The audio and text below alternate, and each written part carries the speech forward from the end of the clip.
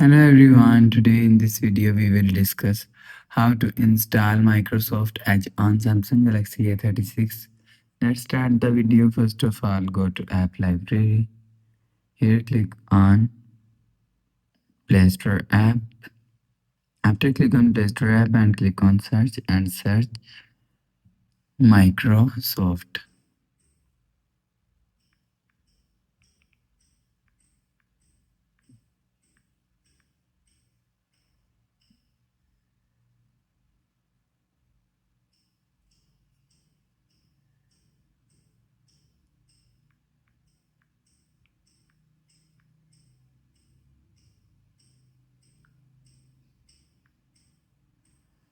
And search Microsoft Edge. If you want to install Microsoft Edge, click on Microsoft Edge and click on install. After click on install and you will see Microsoft Edge is installed according to your internet connection.